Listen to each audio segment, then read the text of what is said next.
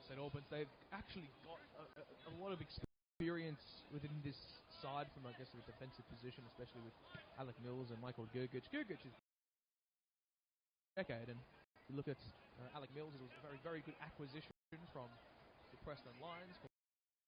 He spent time at the Bentley Greens as well, and actually had a few A-League games for Melbourne City back when Patrick Isnormo was in charge, and that's a very poor defensive error from Joey Cholina, and eventually Gideon Aroch is forced to play it out of harm's way as Yusuf Ahmed was pressing with much intent.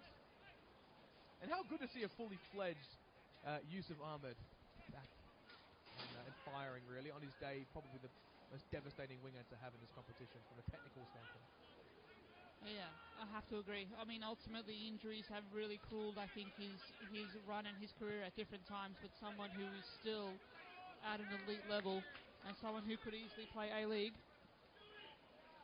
Again, he's someone who's not afraid to drift in, and he's also very smart in the way he goes about it too, so has all the qualities that you want in a winger, that's for sure. Absolutely. I'd have to agree with you there. I would have to agree. Of course, Lucas Burns now, Mikael Platt. Looking out wide, it's with Monek, further more for Zidius. Not usual to see a right back wear the number 6, but nonetheless, he's befitting of that, and an easy giveaway, and an easy win for Christian Trajceski. That's a heavy touch, uncharacteristically so, and Michael Gergich sends that away. That could have been a very, very dismal passage for the away side. They were to put themselves in some more strife. Emlyn Wellsmore.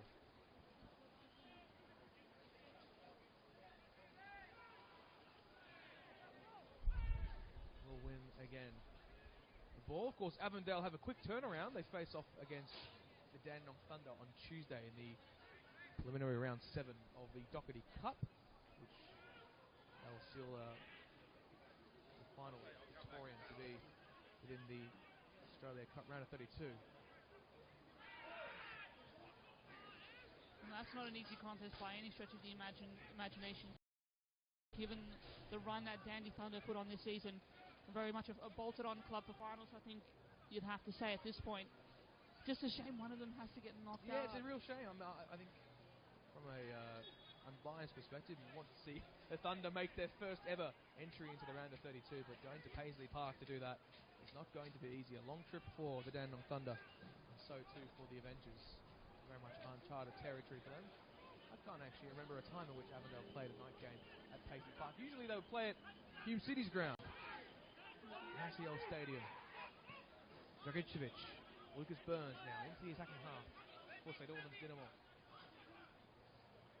It's Burns again. Twisting, weaving. His way through, and eventually it's Yusuf Ahmed who gives away the foul. And a tricky little customer is Lucas Burns, the ex-Port Melbourne Shark. And we'll see Dynamo with a crucial set-piece opportunity now. Need to make the most of it, that's indeed. I mean, Yusuf Ahmed, very much a forwards challenger, clumsy forwards challenge there, but also testament to the way that Burns was able just to get to that pocket of space. Very nimble, very quick on his day. Tough customer, tough player to come up against. Dragicevic to hand over this one. 2 men in the wall. A man in the middle this afternoon, Michael Uliaris, just giving some direction there. He couldn't go direct, could he? No way. We'll see though. Oliver Dragicevic. Dragicevic goes short. It's Gulevski. Might sit kindly for him again though. Dragicevic into the mixer it goes. It's Gideon Aroch. It looks like Lucas Burns somehow had the run of the green, and we'll receive the ball right into touch. Space for Cholina to look for the cross, but short. The advent of Joey Monek presents itself. Now Cholina, heavy touch. And it looks like they will reset St Albans Dynamo with a pretty good defensive passage from the Avengers.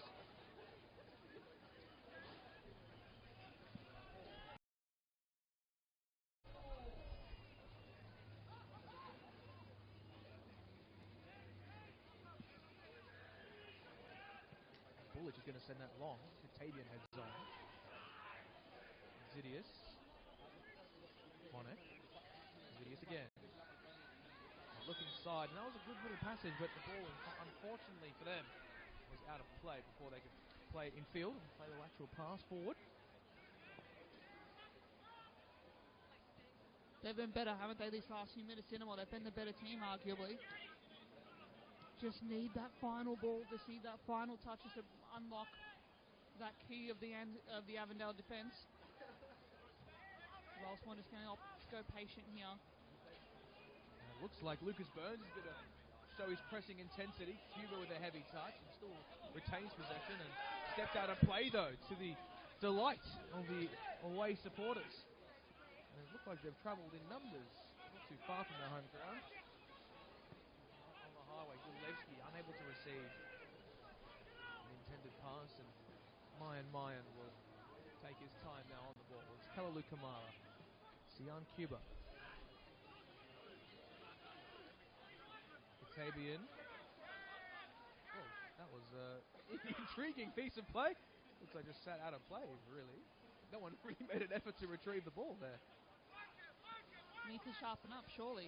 Oh, Again, yes. need to play the ball, every ball at its merits and try to stay focused. I guess it has to be the key here. And the confidence from Dinamo, the laissez-faire stride from Alec Mills. You've never really seen him as a left fullback, but he does have the body of a centre-back. Of course, he's diverse in his shape of play. Very much gives off a Fletcher McFarlane type, where he can play, drop into the central midfield, play as centre-half. A player they would like to have this afternoon, but sometimes football isn't exactly fair. He's been the Mr. Consistent, though, for Dinamo this season. That pairing he's been able to form with Gideon Arok has been really... I think it's been a real positive for them. I know results aren't always going their way, but just the level of experience that they have coming forward. Ahmed here. Here's Yusuf Ahmed, a great ball from Agwek across the face. Will it fall? It doesn't. What a goal line clearance from Gideon Arok. Calls for handball against Dragicevic. Wave clear. Dinamo spare their blushes, and they've won the foul to boot. In fact, no play will continue. It's Valentini across the byline, and it'll be claimed by Bulic in time. I was sure that was going to be a certain foul, but perhaps Michael Oliaris got a better view of it than we did. Gideon Arok, oh my goodness, clearing that ball off the line. What a well-timed intervention. Valentini switching wings, of course, with Ahmed as well. Unbelievable, and I think it speaks to his quality. Very much unheralded sighting across the competition, but many good people in football have told me that he is one to keep an eye on. Former Adelaide United youth product, and was a part of the FK Beograd and Adelaide City sides in recent seasons, and has also spent some time at the Central Coast Mariners and Melbourne City. So he's really been here, there, everywhere, and I think he's right at home here at Dinamo, and I'm fairly sure could kick on because he's quite young, and he has the quality on the ball here as he glides through like a number 6 as he plays it towards Joey Monek. Cutting onto his right. They've got space in the area. It's Dragicevic again. And it just whisks wide of the goal. It was certainly closer than I initially thought it was. How about that? Gideon Arok to set the play in for time. And just that approach from Dinamo is absolutely paying wonders here. They are coming into this fearless, and they are playing that way as well. The ability to take the game on, not shy away from every contest, and that's a great tackle. Dragicevic getting it done at both ends of the pitch as well. So if that's not an indication of where Dinamo's mindset is, I don't know what more we can tell you. What about Dragicevic? One to keep an eye on, definitely. I'm sure not just MPO clubs will have a look at him. I'm sure maybe some Isuzu Youth A-League clubs will have a look at him. I mean, to be performing this well against this difficulty of league, it's very difficult to stand out. He's been one of those players. You think of the likes of Dylan Leonard, who played in this league as a 15-year-old, and anything can really be possible. It's Lucas Burns. What a great touch and stride through the middle. Out wide it is Joey Monek. Space to shoot on his left. Rolls it towards the left edge of the area. It's Josh Gulevsky. A bit of trickery across the byline, and on his side, a corner. Good work from the man they call Gulev. Looked the better side today, I have to say. in the attacking phases for sure. Yes. Yeah, 100%. Half an hour in on the balance of things and just the general state of play, you have to give the points to Dinamo right now. Plaudits. Inside from Churchill Reserve. Dragicevic to take. Near post it goes. Katavian heads high. Dragicevic again. He bypassed Jackson Courtney Perkins. It doesn't look like he did. And utilised his teammate Lucas Burns for a bit of help. Eventually, towards Exidius. Chalina. That's a bit of a shoulder check from Agwek. And Bullich is going to send this long. He did slip though, and Platt was there to pick up the scraps.